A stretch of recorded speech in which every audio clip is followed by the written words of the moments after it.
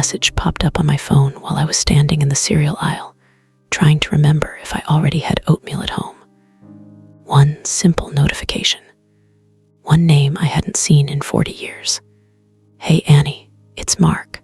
I'm coming back to Willow Creek. Can we talk?" I dropped the box of oatmeal. It hit the floor, spilled, and somebody's kid laughed down the aisle. But all I could see was that name on my screen. Mark Turner. The boy who'd promised he'd never leave me. Boy who disappeared without a word the summer I turned 16. My name is Anne, but most people who knew me before 1985 still call me Annie. I'm 56 now. I live in a small town in North Carolina, work as the office manager at a dental clinic, and my life, up until that text, was quiet. Widowed. 2 adult kids who visited on holidays, a couple of good friends from church, a garden that mattered way more to me than it probably should. What was at stake when that message came through? At first, I thought it was just my emotions, old memories, maybe a little pride. I had no idea that saying yes to that conversation would rip open a secret my whole family had kept from me and force me to rethink who I thought I was and who I wanted to be with whatever years I had left. To understand why that one name could shake me at 56, you have to understand who he was at 16. I grew up in Willow Creek, a tiny Midwestern town where we had more cornfields than stoplights. My parents owned the hardware store on Main Street. We lived in the little apartment above it. My childhood smelled like sawdust, motor oil, and my mom's pot roast. Mark lived 3 houses down from us on Maple Lane. His dad worked on the railroad. His mom cleaned houses. They didn't have much money, but they always had room at their table. We were born 3 weeks apart. Our mothers basically traded us like borrowed sugar. By the time we were 5, we were inseparable. We caught fireflies together, skipped church to go swimming in the creek together, got grounded together more times than I can count. People in town joked that we were a package deal. If you invited one of us somewhere, the other one just came. As we got older, things got more complicated. Middle school brought hormones, bad haircuts, and an awareness that maybe boys and girls weren't supposed to spend every waking minute together. Kids teased us. Annie and Mark, sittin' in a tree, all that. We denied everything, of course. We're just friends, I'd say, rolling my eyes so hard my head hurt. But the truth is, somewhere around 8th grade, my feelings for him shifted. Slowly, then all at once. His voice got deeper. He shot up taller. He started opening doors for me without thinking about it. And I found myself memorizing his schedule, counting the minutes between classes until I'd see him again. I never told him. Honestly, I didn't know how. We were each other's safe place. I was terrified that if I said, "I think I love you," I'd lose the only person who actually saw me. Home wasn't always easy back then. My dad drank too much after the store closed. My mom would paste on this brittle smile, like she was auditioning for a happier life she didn't get. The nights when the shouting started downstairs, I'd sneak out the back and head straight for Mark's window. He always let me in. No questions. Just scooted over on his bed, handed me a pair of headphones, and put on whatever mixtape he'd made that week. "Want to talk about it?" he'd ask sometimes. "No," I'd say, my throat too tight. "Okay," he'd answer. We'd just lie there, shoulder to shoulder, listening to music until the sun came up. Looking back, there were signs something was off in his house too. His dad had a temper. His mom was always tired. Sometimes he'd show up at school with bruises he blamed on football, even though football season was months away. We both became very good at pretending everything was fine. Sophomore year, things shifted again. I got a part-time job at the library. Mark started working evenings at the auto shop. We saw each other less. When we did, it felt like the air between us was crackling with unsaid things. One night, late in the spring, we were sitting on the hood of his car out by the creek, watching the stars. He was unusually quiet. "What's going on in that big head of yours?" I asked, nudging his shoulder. He hesitated, then said, "Promise me something." "Depends," I said. "Is it going to get us arrested?" He snorted. "Probably not. I don't think talking's illegal yet." "Then sure," I said, "I promise." "If I ever disappear," he said, still looking at the sky, "you'll know I didn't just forget you, okay? It'll be because I had to." The words made my stomach knot. "That's not funny," I said. "I'm not joking," he replied. "Just remember." I remember thinking, he's being dramatic. Maybe he's just mad at his dad. I leaned my head on his shoulder and said, "You're not going anywhere, idiot." He didn't argue, but he didn't agree either. I should have paid more attention to that. The summer we turned 16 was the hottest I can remember. The kind of heat that makes the road shimmer and the whole town move slower. Mark spent most afternoons working extra hours at the auto shop, saving up for a better car. I split my time between the library and helping in the hardware store. One Saturday in July, I was restocking nails when my mom called me upstairs. "There's someone here to see you," she said gently. It was Mark's mom. Eyes were red, hair messy like she'd been pulling at it. "Annie," she said, voice shaking. "Have you seen Mark?" "No," I said slowly. "Not today. Why?" "He left last night," she said. "Packed a bag while we were asleep. His bed's empty, his clothes are gone. We don't know where he went." The room tilted. "That doesn't make sense," I said. "He would have told me." She shook her head, tears spilling over. "I thought maybe he'd come here, or leave a note with you. If you hear from him, anything, please let us know." I nodded, but my brain was buzzing. After she left, I ran to the creek, then his house, then the auto shop. He was nowhere, no note, no call, nothing. Days turned into weeks. Rumors spread. Some people said he'd run off to California to be in a band. Others whispered he'd gotten in trouble with the law and skipped town to avoid juvie. His dad told anyone who asked that Mark was ungrateful and dead to him. His mom stopped coming into the store altogether. I kept expecting the phone to ring, for a letter to show up, for him to appear at my window like he always had. He didn't. I went back to that conversation by the creek over and over. "If I ever disappear, you'll know I didn't just forget you." Except it felt exactly like he had. I started carrying my pain like a secret stone in my pocket. On the outside, I still went to school, still went to football games, still smiled when teachers asked how I was. Inside, I was furious and hurt, and so confused. I told myself I'd never let anyone get that close again. Never depend on someone who could vanish overnight. Life moved on, as it always does. I dated a little in college. Met my husband, Tom, when I was 24. He was steady, kind, patient in a way that didn't scare me. We built a life. 2 kids, mortgages, bills, grief, when he died of a heart attack at 49. Through it all, Mark stayed frozen in my mind at 16. Untouched by time. Untouchable, period.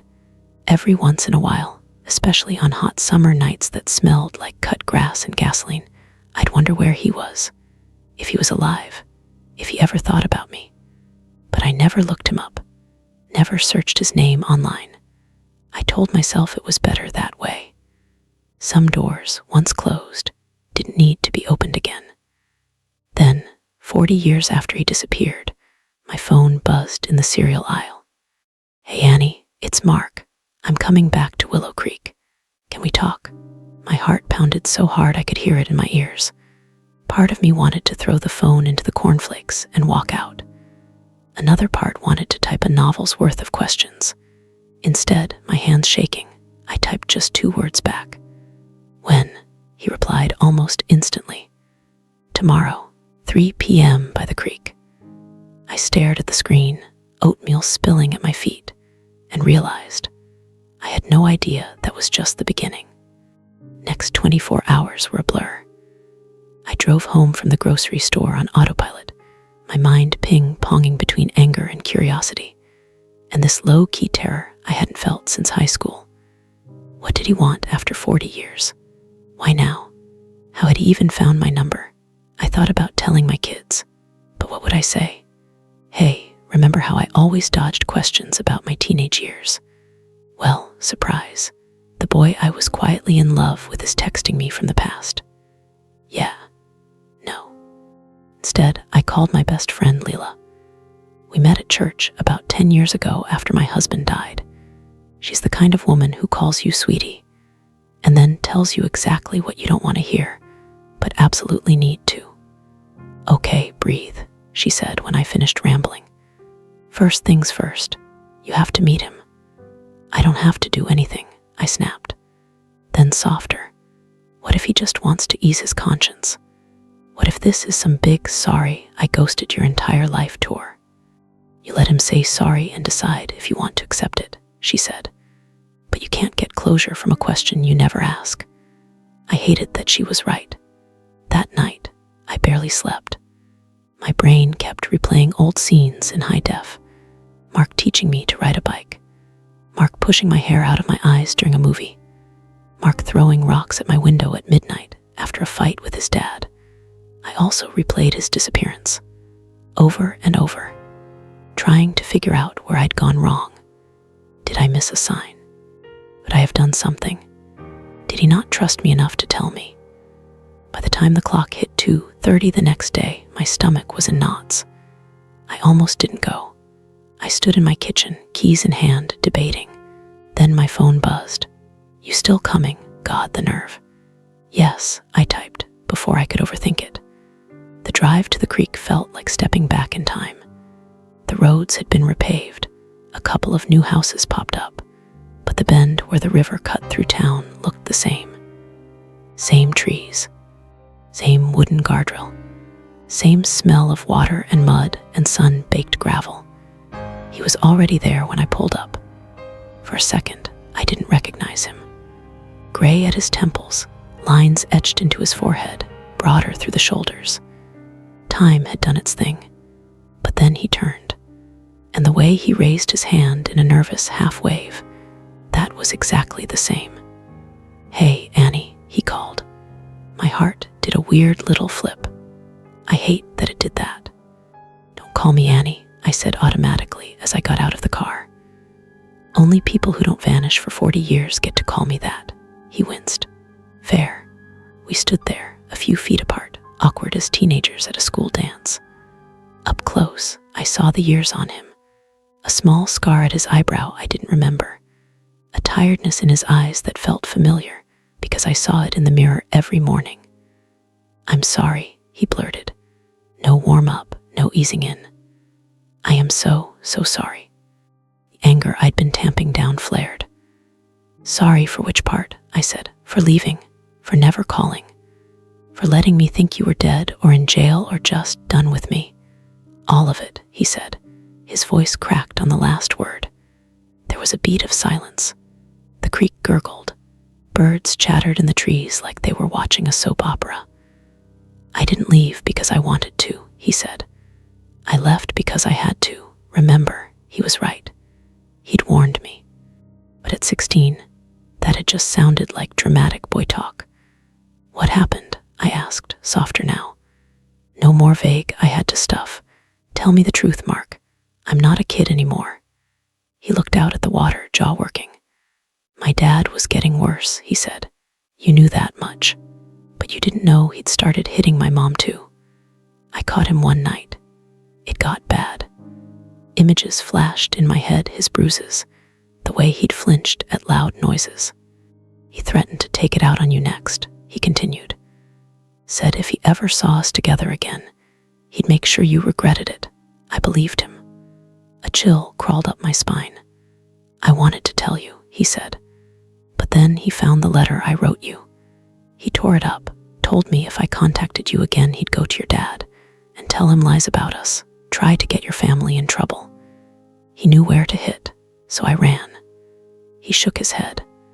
I thought if I disappeared, he'd forget about you. You'd be safe. I was gonna call once I was settled somewhere, but then he took a shaky breath. Then I found out he'd told everyone I'd been stealing from him, he said. Rumors back here were bad. I figured if I called, you'd just hang up. That's not fair, I whispered. You didn't even give me a chance. I know, he said, and I have to live with that. What happened next still messes with my head, because as angry as I was, part of me understood exactly what he'd done. I joined the army, he said, dropping the next bomb like it was just another line in his story. Changed towns, kept my head down, did my time. It was the first place I felt free. Free, I repeated, incredulous. From what me? From him, he said quietly. From this town. From the feeling that any minute, he could blow up everything I cared about. He talked about deployments, other countries, marrying a woman named Carla, having a daughter. She's your age, he said when I told him about my kids. Funny how that happens. Why now? I asked. Why come back after all this time? Why text me in a grocery store like we just skipped a couple of coffee dates instead of 4 decades? His eyes glistened. Because he's dying, he said. My dad, stage 4. Hospice called me last month. Carla thinks I should just let it be. But I couldn't. I kept thinking about unfinished business. Not with him, he nodded back toward town. With you. He reached into his jacket and pulled out a small, worn envelope. Yellowed, creased. My name on the front in his teenage handwriting. My knees went weak. I wrote this the night I left, he said. I left it on your windowsill. Came back an hour later and it was gone. Thought maybe you'd taken it. Years later, I found it in one of my mom's boxes. She'd hidden it to protect you. He placed it gently in my hand. When I saw it again, he said, I realized you'd never known. Never got to decide if you wanted to hate me or forgive me. I made that choice for you. That wasn't fair. My fingers trembled. Read it, he said softly. Please. Everything in me screamed to toss it in the creek, to say, too little too late, to walk away. Instead, I opened it.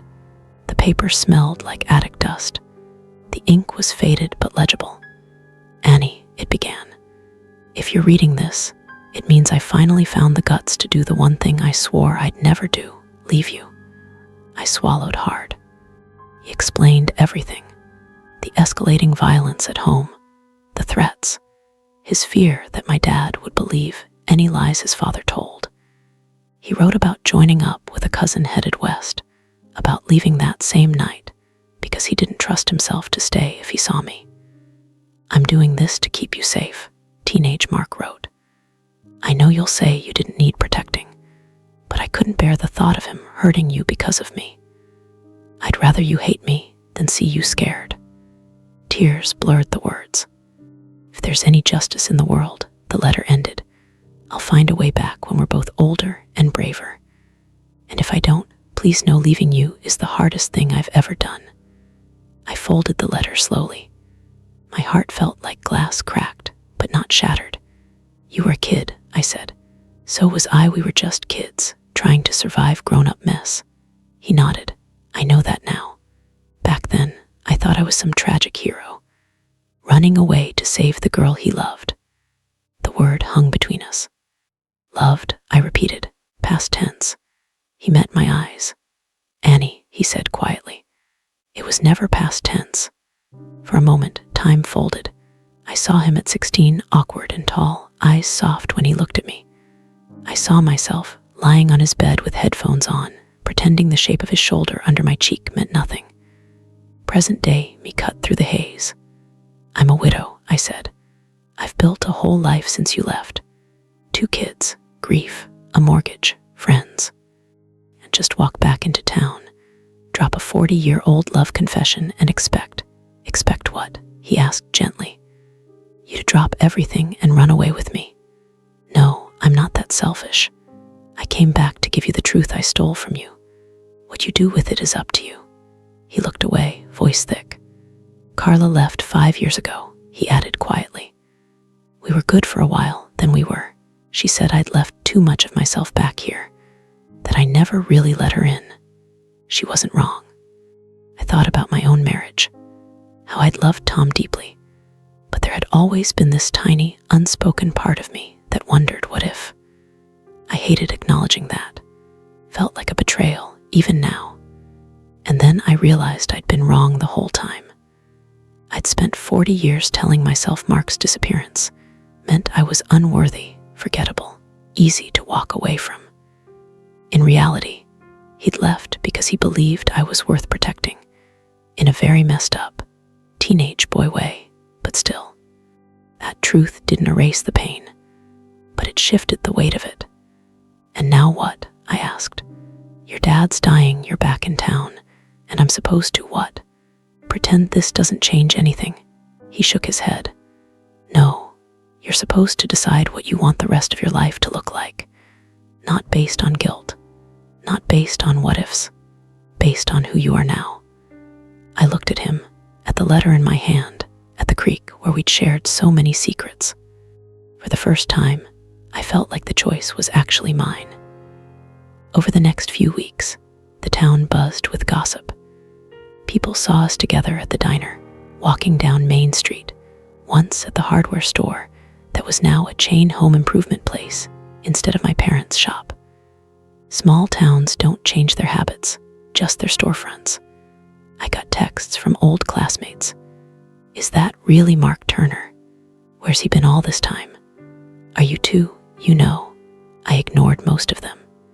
My kids noticed too, even from a distance. On a Sunday video call, my daughter raised an eyebrow. So Mom, she said, who's the guy you've started walking with by the creek? Leela sent me a picture. She's terrible at being subtle. I glared off screen. Traitor, I muttered, then sighed. That's Mark, my childhood friend. Her face softened. Oh, the one you never talk about. I hesitated. Yeah, I said, that one. Do you like him? She asked bluntly. Kids don't get less direct just because they grow up. I did, I said, for a long time. Then he disappeared, and I convinced myself it didn't matter. Now he's back, and I don't know what I feel, except everything. She smiled gently. Well, you're allowed to feel everything, she said. You're also allowed to set boundaries. It doesn't have to be all or nothing. That night, I lay awake thinking about that word, aloud. I realized I'd been living like my life was basically over when Tom died. Like my purpose now was to just maintain, keep the house, keep the memories, keep my heart wrapped in bubble wrap. Mark's return had ripped the bubble wrap off, not in the neatest way, but still. The next time we met at the creek, I told him we needed to talk about the future. I can't rewrite the past with you, I said. I won't pretend we're still 16. I won't cheat on the memory of my husband by acting like you were my one true love all along. Life's more complicated than that. He nodded. Don't want you to erase him, he said. He was there when I was. He loved you when I couldn't. I swallowed past a lump. But I also don't want to spend whatever time I have left pretending you didn't matter to me, I said. Because you did, you do. And I'm tired of living half honest with myself. He let out a breath I think he'd been holding for 40 years. So what are you saying? He asked. I'm saying I want to know you now, I said. As the man you are, not the boy I remember. Slowly, honestly. No big, sweeping gestures. No running away for my own good. If this is going to hurt, we hurt together. He laughed softly. I can work with that, he said. There was one more thing we both had to face before anything new could start. His dad. He asked me if I'd come with him to the hospice once. Just once, he said. I don't want to be alone in that room. Part of me wanted to say no. That man had haunted my nightmares, even without me fully understanding why. But I saw the kid in Mark's eyes, the one who used to sneak into my room when the shouting downstairs got too loud. Okay, I said, I'll come. The hospice room was quiet. The man in the bed barely resembled the one in my memory, shrunken, gray, too tubes snaking around him. But his eyes, when they opened, were the same. "You brought her," he rasped. "Little Annie." I stood straighter. "I'm not little," I said.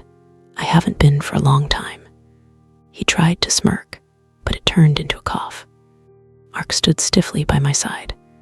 "Say what you need to say, Dad," he said. "Then we're done." The older man looked between us. "I did what I thought I had to," he croaked. "Boys like you don't get out of towns like this without getting mean first." "No," Mark said quietly. "Boys like me don't get out because men like you keep them trapped. I left in spite of you, not because of you." His father's gaze slid to me. "I kept you apart for your own good," he said. "Your daddy would have killed you if he thought you were." Carrying on. Anger flared in my chest. "You don't get to rewrite this as some noble sacrifice," I said. "You were cruel and scared, and you hurt people. That's your legacy. But it doesn't have to be Mark's." He closed his eyes. Whether from shame, pain, or just exhaustion, I'll never know. On the way out, Mark squeezed my hand. "Thank you," he said, "for being there." I realized that day that standing in that room wasn't about his father at all. It was about us choosing not to be controlled by his shadow anymore. That was my big decision, to stop letting fear of pain, of judgment, of what will people think, run my life. Whether or not I ended up with Mark as anything more than a friend, I wasn't going back into my shell. It's been a year since that message pinged my phone in the cereal aisle. If you drove through Willow Creek today, you might see a gray-haired man and a woman with laugh lines walking down Maple Lane, arguing about whose turn it is to cook dinner. You might assume they've been married forever. You'd be wrong. But also, in a weird way, you wouldn't be. Mark decided to stay, not just for his dad's final weeks, but for whatever came after. He rented a small house on the edge of town, started helping out at the local garage, joined the same church potlucks Leela drags me to. Not teenagers anymore. We don't spend every waking minute together. We have separate lives, separate histories, separate scars. But we also have something we didn't back then: honesty. We've talked about everything: his marriage and divorce, my marriage and widowhood, the years we lost, the choices we made. We've gone slow. No big labels at first. Just two old friends relearning each other. Somewhere along the way, the hand holding on walks stopped feeling like nostalgia and started feeling like now. 6 months ago, he asked, "Do you want to call this dating? Or is that too high school for us?" I laughed. "At our age, I think we can skip labels and just admit we're each other's favorite person," I said. "We still haven't moved in together. We still sleep in separate houses. Part of that is my need for independence after years of being someone something. Part of it is respect for my kids, for his daughter, for the fact that blending lives in your 50s is a whole different game. But we're building something, slowly, deliberately. A life that includes old memories, but isn't ruled by them. As for my relationship with my own past, it's softer now. I can think about that 16-year-old girl at the creek and feel compassion instead of just anger. She did the best she could with what she knew. So did he. I've told my kids the whole story, start to finish. Not because they needed to know every messy detail, but because I wanted them to see that healing isn't neat, and love doesn't always follow a straight line. My daughter joked, "So you're basically living a second chance romance novel." I laughed. "Yeah," I said, "except there's more laundry and joint pain. But here's the thing. Love at this age feels different. It's less about fireworks and more about warmth. Less about never needing anyone else, and more about choosing each other day after day, knowing exactly what that costs. Do I think Mark and I were meant to be? I don't know. I think we were meant to matter to each other. How and when that played out, life had opinions. What I do know is this: When her childhood friend returned after 40 years, a younger version of me would have seen it as a test, a punishment, a reminder of what she lost. The woman I am now sees it as a chance, not to rewrite the past, but to live more honestly in the present, to stop letting fear make all the decisions, to allow love, messy, late, imperfect love back into a life that had gotten very small. If you've got someone living rent-free in your memories, someone you wrote off as gone for good, here's what I've learned. You don't owe them a second chance. You don't owe them forgiveness. But you do owe yourself the truth about what happened and the freedom to choose what you want now, not what your 16-year-old self thought you deserved. So yeah, her childhood friend returned after 40 years. He didn't magically fix everything, but he did help me see that my story wasn't over just because I'd stopped turning the pages. And honestly, that might be the greatest gift anyone ever given me.